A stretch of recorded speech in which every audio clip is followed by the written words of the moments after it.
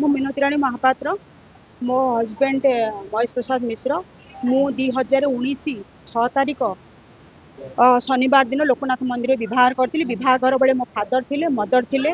एवं विवाहर 3 मास पर मो फादर चलीगले मो फादर पुलिस रे थिले हबिलदार थिले एवं मु गोटे एडवोकेट जने महेश प्रसाद मिश्र विवाहर पूर्वर सी पुरी रे पोस्टिंग थिला एवं आमर भारत मेट्रोमनी रे फाइनल हैला विवाहर पे फाइनल हैला परे तो ताकू जाई पचारले मो फादर मदर ताकू जाई पचारले आउ एमती तमे कौन जातिपति जमती आम रीति रिवाज अच्छी जो गुटाक सब पचारिया परे तापर से बाहाघर को आगे ता बाहाघर भी ता बापा माँ निजे प्रेजेंट भी थिले एवं आमर डिमांड जहाँ जमी फर्निचर जिनस भल मंद गाड़ी आकार सब जिनस पत्र पैसा पत्र सब दिखाई दिया दिखाई 2,30,000 टका पाखापाखि दिखाई गाड़ी पे गाड़ी पे सी माने दी जन भाई मोर थिले सामने दिखाई फादर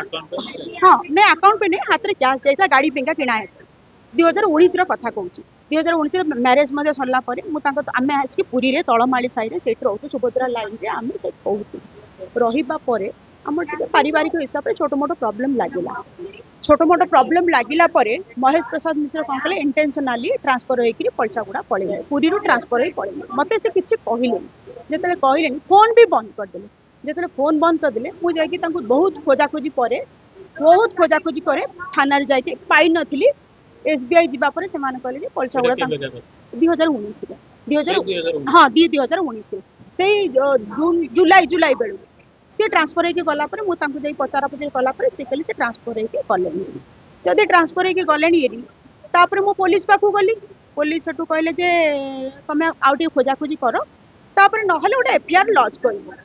मुझे पुलिस को कहपर पुलिस खोजाखोजी निजे करापर कहले से तो पलचागुड़ा अच्छे आप जातु एफआईआर करने पूर्व पुलिस मना करला एफआईआर एत जल्दी करते तुम पाखु जापर मुझे पलसागुड़ा आगे मुझे जाइनी मु पुरी पिला मु पुरी रे जन्म होइछि मु एठी मध्य पाठ पढ़ी भुवनेश्वर रे मु दिल्ली जाइछि मु पलसागुड़ा पर जान नथि प्रथम दिन पलसागुड़ा गला परे ये मते देखा दर्शन आ देलानी मु ताको जेते प्रकार बुझैले किछु बुझाबुझी हेलानी तापर कोन लागे मु आसिकी दिल्ली रे कोन कहली महिला कमिशनर गोटे केस देली से केस रे कोन हला से माने गोटे एफआईआर लॉन्च करिकी छाड़ी देले कोठी की ना सिंहदर थाना पुरी की छाड़ीदेली जोटा कि मोर 164 है डाउरी केस भी लगिला 498 ए 406 4 डीपी एक्ट लगिला लगिया परे पुणी मुझे गोटे भरण पोषण दिल्ली कोर्ट रे गोटे आरंभ कली करने दिल्ली कोर्ट प्रमाण मागिला बाहागर मु सब जोगिया से मोर प्रूफ होगा प्रूफ पर सी मत वाइफ हिसाब से 15,000 टका देले दबा पर सैलरी तर आटाचमेंट है सी फाइटिंग कर हाई अकाउंट अकाउंट हाँ हाँ हाँ अच्छी मो पाखे सी एमती के 4-5 लक्ष टका देवे आहरी 3 लक्ष पाखापाखि हो गलानी तापर सी निजे कौन कले जाइकिरी हाईकोर्ट रे कौन कले गोटे क्वासिंग पेंका लगेदेले जे मु मोर ये वाइफ नुहे बर्तमान मु पैसा पत्र देवी कहीकि ताकू दिल्ली हाईकोर्ट का तर्जमा को नेला तर्जमा देखिला जे एटा प्रकृति बाहागर होईची कि नहीं भूल रे तल कोर्ट देदेला कि ताकू सब करबा पर स्टे लगेइतला स्टे लगेया पर ताकू आमे फाइटिंग कला पर वैकेट हैला बाहागर सेठी भी प्रमाण हला पर पुणी 15,000 टका पाइबा आरंभ होई गला तबला आरंभ होई गला मु सेक्शन 9 लगेइथिली जेतले सेक्शन 9 लगेइथिली मु तेतले कंटेस्ट कला महेश प्रसाद सेक्शन 9 माने घरे रहिबा पेंटा सेक्शन 9 ता लगेइबा परे ये मध्य कंटेस्ट करिछि कंटेस्ट करिया परे ये कोन कला से कंटेस्ट मझिरु छाड़ी देला महेश प्रसाद मिश्र जे मझिरु छाड़ला माने लास्ट को जे जजमेंट होबा को जाउछि फाइनल जजमेंट ये कोन कला छाड़ी देला एक्सपर्ट है कि मो फेवर रे हे गला जदी कंटेस्ट करि थांता ताले तथापि ताको 3 मास टाइम दियाला हाई कोर्ट आसिया पे से आसिलानी न आसु सी कोन कला कंधमाला रे गोटे केस लगेला महेश प्रसाद मिश्र कंधमाला रे गोटे केस लगेला से कंधमाला केस टाकू से जाइकरी निजे बुझा निज केस निजे बुझाबुझी न करियारु डिफॉल्ट डिसमिस हे गला पुणी से केसटा आउथरे कोन कला पूरे लगेला हाँ से पूरे लगेदेला लगी पारिबनी गोटे जुरी गोटे थर गोटे केस लागिबो जेंति पूरे लगेला सेही केसटा को मु ट्रांसफर कली सुप्रीम कोर्ट रु साकेत कोर्ट मोर साकेत कोर्ट ना साकेत कोर्ट को नेके डिसमिस कली से कोर्ट रे भी ता निजो केस रे भी से अपियर कलानी सेतरे लेखा आइतला मोर वाइफ नुए मो एटा सेटा जहा लेखिया कथा मोर कौन से शेयरिंग नहीं एटा सेटा कहला किंतु किछि हेलानी लास्ट रे सेटा भी डिस्मिस डिफॉल्ट होला सेटा भी मोर सर्टिफाइड कॉपी अछि पुणी पैसा आरंभ दबा आरंभ हो गला सैलरी स्लिप अटैच करे सेटू हठात सडन सैलरी स्लिप स्टॉप हो गला अछि मो पाखे ऑर्डर अछि सर्टिफाइड कॉपी स्टॉप भी हो गला स्टॉप हो गला पर बस पुणी डीबी एक्ट लगैथिले डीबी एक्ट काहेकि लगैथिले ये मते घरे रखुन बोली वर्तमान डीबी एक्ट आउ किछि दिन पर मोर 20,000 टंका लागिबो 100% डीबी एक्ट रे 20,000 टंका लागिबो असुविधा हला मते सेक्शन 9 सुनतु ये फ्रिक्वेंटली ए लोकोटा लुचुची 8 वर्ष लानी नहीं कोर्ट हाँ हाँ कोर्ट रे मोर एक्चुअली मो बुझुनतु वर्तमान मु गोटे स्त्री लोक मोर भी इच्छा अछि मोर संसार करिया पे अछि ना नहीं मोर आस्ते आस्ते बयस भी जाउची ना नहीं मते गोटे छुआ दरकार ना नहीं माने मैरिज अर्थ कोन घर संसार जदि घर संसार न करी से तो अलग कथा किंतु तुम्हें एभली काम करबा से कौन करे फ्रिक्वेंटली एक घंटा जानी देली तो एक घंटा छाड़ी के अलग कोर्ट रही जाती 2 वर्ष 3 वर्ष पर्यंत खोजता गुड़े रूपा अपार्टमेंट रे मुझे अपार्टमेंट गला को से छाड़ देथिला रूपा अपार्टमेंट गोटे कोठी अछि सत्यनगर रे से सेही जगह रे रहउथिला सेही जगह रे रहिबा परे जेतेबेले मु जेतेले जानि देली रूपा अपार्टमेंट रहउची बिली सेटा छाड़ के ती पळे आसिला गला एसबीआई रे मध्य कंप्लेंट बारंबार जाइछि सेठी मध्य तांको सी जाके एफिडेविट करथिले आमे प्रत्येक मास रे महेश प्रसाद मिश्र 25 तारीख पूर्व दरमा पाउचे आमे सेटा को लगेई कि तुमको 15,000 टका माइनस करके दे देबी सेटा भी से नेग्लेक्ट करबा आरंभ कला वर्तमान एसबीआई की जाइथिली एसबीआई रे मध्य मते मिस बिभार एमती कर ये चारियाडे खाली कहि बोलती मित्र जे मो एटा बाहाइनी जदि तुमे बाहाइना चेष्टा प्रमाण मोर किछि राइट अछि जणंग रे पसि आउची 15,000 टका मते काहे की दो दिया हेतिला वर्तमान में दिया हबो वर्तमान ऑर्डर अछि मो पाखे 1,20,000 टका डिपॉजिट हबो प्लस कंटेंट केस ताकू लागि छि 2,86,000 टका रो कंटेंट केस लागि छि दिल्ली हाई कोर्ट रे ताक सी न दबारु ताकू नॉन अवेलेबल वारंटी लागि छि सी वर्तमान 4 तारिख जाई कोर्ट रे अपियर करियो तब सेठी भी पुलिस बसी छि पुलिस फ्रिक्वेंट पुलिस सब बेले गोटे कथा कहला अन्य मान कथार पड़ी कि मु आपन को हस्बैंड को पाऊनी मु दिल्ली रु आसी कि मु बहुत मते मु संग्रह करी कि मु घर पाइली पुलिस की जते देखैली पुलिस केला तमे तो देखै देलो जाओ मु काहे कि तुमको घर देखैबी तमे देखि पार नथलो मु काहे कि जिबी मु तो घर देखिली मु घर रहया पे तुमको घर देखिली कोन तमे जी मु तुमको जो दिनसडा तमे सेटा करबा ना तमे केस मते कहया पे तमर कोट राइट अछि तुमको मो घर देखै मते पुलिस सब बेले कहला सेक्शन 9 कि जते नै कि आसली मो आज्ञा हमें महेश्वर को पाऊनु सब पुलिस कहले खारबेला पुलिस कहला सत्य जो लिंगराज पुलिस तो एबे जाईची खारबेला पुलिस मते बहुत हैरान करछोंती आज्ञा फ्रिक्वेंटली नहीं खारबेला एसबीआई थिला सत्यनगर थिला एबे सिना सेठी आसी 3 मास हला से खारबेला पुलिस नाकरे दम कर देला आज्ञा मोर आमे तम हस्बैंड को पाऊनु कोठी अछि कोन से कहि पारिबुनी तमे खोजो आमे ताकू धरी पकेइबू मते सब बेले पते कहंतु किछि नै तापर कोन मो हस्बैंड रो गोटे प्रॉपर्टी थिला बलांगीर से बलांगीर प्रॉपर्टी मो एडवोकेट को लेके जाई कागज पत्र ताकू बाहर करकी मु जतले से घरे रहिली सेमती पुलिस मान को कहि कि मते हैरान करकी मो घरे साप एफआईआर भी देछि साप भर्ती करला झरका पटे इलेक्ट्रिक काटी देला इलेक्ट्रिक मो नाडला काटी देला घर को लेके बिक्री करी ताला पकी मो जिंस पत्र फिंगी मते अवस्था करके आज्ञा छाडी छन सेठी सेमती गुंडा फुंडा एडवोकेट करके सेमती करले से एक्जाक्टली सेठी करती सेठी से मु से रहिया पे मते घर द्वार नथला फिर मन बहुत मन दुखर पुन रिटर्न कली कोठी मोर बाप घरे केते दिन रखिबे बाप घर छुट्टी छाड़ी गली मोर मु दिल्ली गली पुणी मन दुख कली यही लोकटा को पुणी खोजिली हुए तो कंप्रोमाइज हो कि हुए तो कौन मोर भूल हो जाऊँ कि अरे मोर गोटे अधिकार अच्छी मोर गोटे राइट अच्छी माने मु कौन किसी गिल्ट मान किसी भूल कर दउची कि कौन भूल कली सेटा मु जानी पाउनी कि हुए तो मु देखा हले किसी कंप्रोमाइज हो जिवो कि किंतु फ्रिक्वेंटली गोटे एडवोकेट रे दुश्मन होउसी मु गोटे दिनस देखिली मु गोटे प्रैक्टिसर एडवोकेट ऑलरेडी 20 वर्ष होला सुप्रीम कोर्ट रे आज्ञा 2013 रे मु प्रैक्टिस करी आसी मु जने नोटरी पब्लिक रे मध्ये काम करथिली वर्तमान कोर्ट रे केस लड़े पले सुनतो गोटे लोक कोर्ट रे बिल्कुल अटेंड करूनी गोटे लोक को चीफ जस्टिस निजे कहउचंती Mahesh Prasad Mishra are you there Mahesh Prasad Mishra मुह को देखै देकरी चुपचाप रही अरे तुम्हें कुह मु टंका देबी कि न देबी आज्ञा मते गोटे मास समय दिया जाऊ कि नाई मते मु किछि डिसीजन नबा को चाहूची कि मु कार गोटे डिसाइड नबा को चाहूची आज्ञा मु मते टिके 15 दिन छुट्टी मते रिलैक्स दियंतु तो सी शॉर्ट के ना कंकले तुमरे एटीट्यूड बिहेवियर देखि कि ये कंटेंट कैसे न किछि नै मो मते मु जानि छी ए केस ता लंगर ए मिनिमम 15 वर्ष लागियो मु आज्ञा का कथा सुनिया नै मत पाक मु जने एडवोकेट मु जानि छी मु जने एडवोकेट आज्ञा मु जानि छी मु कोन जाननी कोटा कर भलो कोटा मंद बिली मते सिर्फ गोटिए फाइनल मोर हबो छि जोदन फाइनल करबो ठीक अछि जदी रखिबार अछि रखि दउ जदि न रखिबार से कोर्ट जाके डिवोर्स कर दो। आउ गोटे कथा मोर 8 वर्ष पाखापाखि हाँ मुझे मोर किसी असुविधा नहीं जदि से म्यूचुअल डिवोर्स पे करियो मो जति की चाहिए सेति की देके डिवोर्स कर दे मु सेथुरु गोटे जिंस भी कमेबी दिल्ली रे मते घर दब कारण मोर घर द्वार नहीं रहबे कोठी मते आज्ञा बयस भी आस्ते आस्ते लाइन ना मोर भी बयस लाइन ना काली सकाळ मोर को गवर्नमेंट सेटा कोर्ट डिसाइड काई आपन अवेलेबल कोर्ट डिसाइड काई कर म्यूचुअल डिवोर्स कोर्ट डिसाइड करे म्यूचुअल डिवोर्स परस्पर विरोध डिसाइड करे आमे परस्पर डिसाइड कले कोर्ट सेटा सुनबो सेटा केमती होबा आज्ञा सेटा तो हबनी जोटा भी हो मु सेटा कहूनी बस एटा ला पाला मोर भी ता प्रति कौन प्रकार एमती हट करिया कारण मोर आज्ञा मोर लाइफ पहले हो गला मु भी तो गोटे ओमेन लेडी ना मु भी आउ गोटे कथा आमे साधारण एठी दि चारटा वकील छिड़ा आइछि म आज्ञा तांको विषय रे कहि परिबिनी हमर कोर्ट रे गोटे अछि जणे दी पार्टी छिड़ा बे जज सुनिबे एठी जनक घरे पसिकी जबरदस्ती 7-8 जण वकील कहिबा कोन दरकार एठी जनक घरे जबरदस्ती पसिकी मत कह मौसी नमस्कार पीयूसी यार चिंता करती मु अच्छी ना कौन गुंडा कर दी मैंने मत कौन मो बड़ पार्टी करी तुम गोटे आडभोकेट से कोर्ट को जा फाइटिंग कर लड़वा ना मौसी चिंता करनी मु अच्छी मो ये गुड़ाक कौन आज्ञा मौसी कौन अच्छा कौन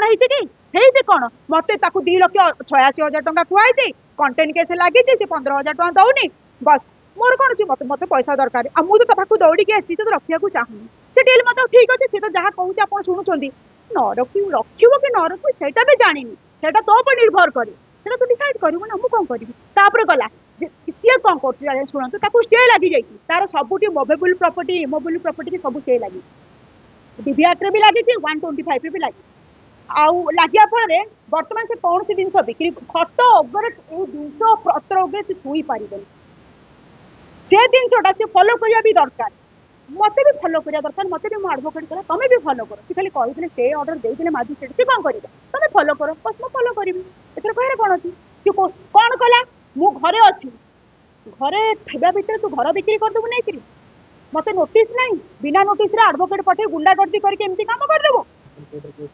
चलती बर्तमान ना खाली केस समस्या समाधान होनी आज्ञा शुणु आज गोटे मीडिया को कहूँ समस्त देखे आज्ञा मुझे आडभोकेट अच्छी गोटे प्रकार से एक्चुअली जाना इनोसेंट अच्छा ये जो लोक पछपटे ढड़ा होती चिपिकी खाई दौरान आज्ञा मुझे आगे देखी आज्ञा पुलिस थाना गले कांदुनी मुझे देखी आज्ञा मुझे सबुठ देखिली पुलिस थाना गले कांदुनी मीडिया पाखे गले कांदुए मीडिया चपई दौर पुलिस चपई दौर कोर्ट भी हैरान कर आज्ञा ये सब जिन बहुत देखुची मो कथा छाड़ू मु तो मो डेफिनेटली मो हाथ से जिन अच्छी निश्चिंत भाव में कोर्ट रे गले न्याय मिल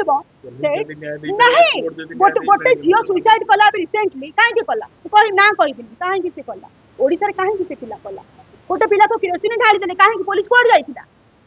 पुलिस कुआड़ छोट पिलाटे किरोसिन ढाली दे पुलिस कुआड़ जाइथिला आज्ञा पुलिस हो जाइथिला छोटिया पिलाटा आज्ञा मासूम पिलाटे तार कहीं ना थी ता बाप माँ भी हाँ ये काटू आगे जोटा मुझे कहूँ ये तो कथा फाइनाली बस मुझे कथा बर्तमान से पैसा दब नचे तो मुझे पाखे फाइनाल जाऊँ बर्तमान मो मत कहीं उठे बर्तमान आउ गोटे कथा जो जुडिशियल चली पुलिस कौन सी रोल ना आम जे कहीदे भाई गुंडा कर देखिए उठे दौन केमती उठेदेवे मतलब अर्डर अच्छी मुझे पिलाटे 44 वर्ष एज है मुझे पूरा अर्डर धरिकी बसी मत काली सकाल मुझे खाली पड़जी ना आज्ञा और पिला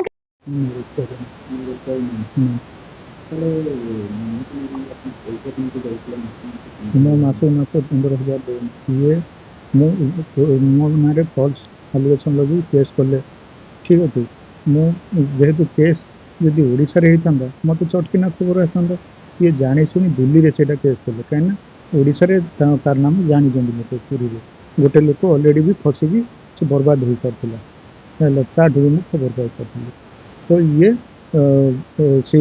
केस जो देते तो मु दिल्ली या पचार एडवोकेट ठीक कली मु कौन को एडवोकेट जानी तो ठीक कली जहाँ को देती केस सी कोरोना जेहेतु थिला से टाइम रे हाजिर होना कोर्ट रे तो से टाइम रे सेटा गोटे एक्सपर्ट हो किंतु कोर्ट यहाँ कही केस कंप्लीट होनी ए केस रे जेहेतु केस कंप्लीट होनी पिला पिला पुणे मैरेज करनी कौच ये केस चलो किंतु जेहेतु झीटा आ कोरोना टाइम तेणु बैकडेट रु या 15,000 दि जाए ये ऑर्डरटा कोर्ट देते सेटा भी मत ऑर्डर आसनी मु जानी तो मु तो बेड रिटर्न देह खराब 2020 रु এইটা ଯୋଉ 2021 ନା 22 এইଟା ପୁଣି ଆମର ବ୍ୟାଙ୍କକୁ ଯାଇ ସେଠି ସାଲାରୀ ଆଟାଚ୍ ହେଇ ଯେତେବେଳେ ସାଲାରୀ କଟିଲା ମୁଁ କହିଲି ମୋର କ'ଣ ବାଏଁ ବାଏଁ ପଇସା କୁଆଡ଼େ ଉଡ଼ି ଯାଉଛି ସବୁ। ତାପରେ ସେଇଟା ଏନକ୍ୱାରି କଲାବେଳକୁ ଏଇଟା ତମର ଅର୍ଡ଼ର ବୋଲି ମୋତେ ବ୍ୟାଙ୍କ କହିଲା। ମୁଁ ବ୍ୟାଙ୍କ ମାଧ୍ୟମରେ ମାନେ ଡାଇରେକ୍ଟ ବି ଜାଣିନି କେତେ ଲୁଚା ଛପା କାମ ଏଇଟା। ତ ବର୍ତ୍ତମାନ କେସ୍ ଚାଲିଛି। ଆଉ ଇଏ ମୋ ନାଁରେ ଆହୁରି ବି କେସ୍ ଦେଇଛନ୍ତି ପୁରୀରେ। ନିଜେ ପ୍ରେଜେଣ୍ଟ ହଉନାହାନ୍ତି କାହିଁକିନା ସେଇ ପଇସାଟା ମିଳିବ ବୋଲି ବ୍ୟାଙ୍କ ଆଟାଚ୍ କରିଦେଇଛି ନା ଅଟୋମେଟିକ୍ କଟୁଛି। ମୁଁ କାହିଁ ପଇସା ଦେଉଛି? ତ ବ୍ୟାଙ୍କ କିନ୍ତୁ ସାଲାରୀ କଟି ଯାଉଛି।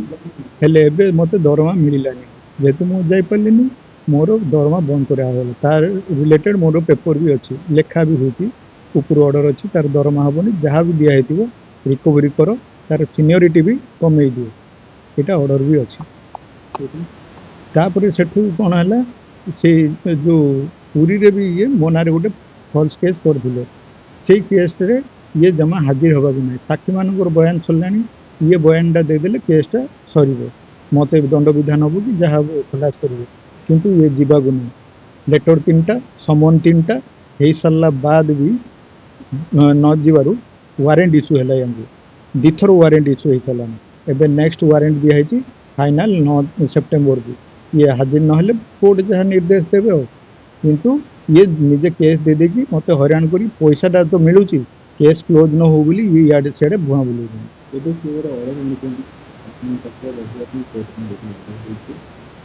ସେଇ କୋର୍ଟ ଅର୍ଡ଼ରର ଗୋଟେ ମୋ ପାଖରେ ମାନେ କ'ଣ କୁହନ୍ତି ତାକୁ, ଗୋଟେ ସମାରୀ ମୋ ଦିଲ୍ଲୀର ବର୍ତ୍ତମାନ ଆଡ଼ଭୋକେଟ୍ ବି ପଠାଇଛନ୍ତି। କୋର୍ଟ କହିଥିଲେ ସେକ୍ସନ୍ 9 ଯେଉଁଟା ସେ ଅର୍ଡ଼ର ଦେଖାଉଛନ୍ତି, ସେଇ ଅର୍ଡ଼ର ସେଇଥିରେ ମୋତେ କୌଣସି ସମନ ଆସିନଥିଲା। ସେଇଟା ଏକ୍ସପାର୍ଟି କରୁଛନ୍ତି, ଆପଣ ତାଙ୍କୁ ମାଗନ୍ତୁ, ଉପରେ ଦେଖନ୍ତୁ ଏକ୍ସପାର୍ଟି ଲେଖା ହେଇଥିବ। ମୋତେ କୌଣସି ସମନ ଆସିନି। ସମନ ଆସିଥିଲେ ମୁଁ ପ୍ରେଜେଣ୍ଟ ହେଇନଥାନ୍ତି, ମୁଁ ଆଡ଼ଭୋକେଟ୍ ବି ଯାଇନଥାନ୍ତି, କିନ୍ତୁ ଲେଖା ହେଇନି। ତ ଏକ୍ସପାର୍ଟି ତାଙ୍କ ସେ ମନ ମନ କରିଦେଇଛନ୍ତି। ତାକୁ ରିଷ୍ଟୋରେସନ୍ କରିକି ନୂଆ କେସ୍ ବି ଦିଆହେଇଛି, ଯାହାର ତାରିଖ ଅଛି ନଭେମ୍ବରରେ, ହେଲା। ଏଇଟା ଏକ। ଆଉ ଦ୍ୱିତୀୟତଃ ସେଇଥିରେ ଜଜ୍ ଯିଏ ନଭେମ୍ବରକୁ ଡେଟ୍ ଦେଇଛନ୍ତି, ସିଏ ବି କହିଛନ୍ତି ଯେ ଏଇଥିରେ କୌଣସି ଜଜମେଣ୍ଟ ଡେଟରକୁ କେବେ ବି ବାଧ୍ୟ କରାଯାଇପାରିବନି ଯେ ତମେ ୟାକୁ ଘରେ ନେଇକି ରଖ। ଆଉ ତମେ ଏଇ କେସ୍ଟା ଏଠି ଦିଲ୍ଲୀରେ କାହିଁ କଲ? ଭୁବନେଶ୍ୱରରେ ତ କରିପାରିଥାନ୍ତ, ତମର ଓଡ଼ିଶାରେ ଘର। ତ ସେଇଟା ବି କହିଛନ୍ତି। ହଁ, ତ ସୁପ୍ରିମକୋର୍ଟ ଦେଇନାହାନ୍ତି, ଦିଲ୍ଲୀର ଲୋକାଲ କୋର୍ଟ ଗୁଡ଼ାକରେ କେସ୍ କରିକି କେତେ ଗୁଡ଼ା କେସ୍ କରୁଛନ୍ତି। ମୋତେ ଖାଲି ଆସିଲେ ମୁଁ ସାର୍ଙ୍କୁ ପଢ଼େଇ ଦେଉଛି, ପଢ଼ାନ୍ତୁ। ହଁ, ଏଇଟା ହଁ, ୟା ବିଷୟରେ ବି ମୁଁ କହୁଛି। ହଁ, ଏଇଟା ମୁଁ ଏୟା ବିଷୟରେ ବି ମୁଁ କହୁଛି। ମୁଁ ଯାଉଥିଲି ଇଏ ମୋ ଘରୁ ମୁଁ ପୁରୀରେ ମାମୁଁ ଘରେ ଥିଲି, ଘରୁ ବାହାରିକି ଯାଉଥିଲି ମନ୍ଦିରକୁ ସକାଳେ। ତାପରେ ୟାକୁ ତ ମୁଁ ଆଗରୁ ଦେଖିଛି ବ୍ୟାଙ୍କରେ, କଥାବାର୍ତ୍ତା ବି ବ୍ୟାଙ୍କରେ ହେଇଛନ୍ତି ଆସିକି। ତ ମୁଁ ଦେଖିଲି, ମୋତେ କହିଲେ ଯେ ଆପଣ ଜାଣିଛନ୍ତି, ଆପଣ ରିପୋର୍ଟର ଯେହେତୁ ଆପଣ ଭଲ କରି ଜାଣିଛନ୍ତି, ବ୍ୟାରିକେଡ୍ ପଡ଼ିଥାଏ 2 କିଲୋମିଟର ଯାଏଁ, ଗାଡ଼ି ମଟର ଛାଡ଼ନ୍ତିନି ବେଳେବେଳେ ଜଗନ୍ନାଥ ମନ୍ଦିର।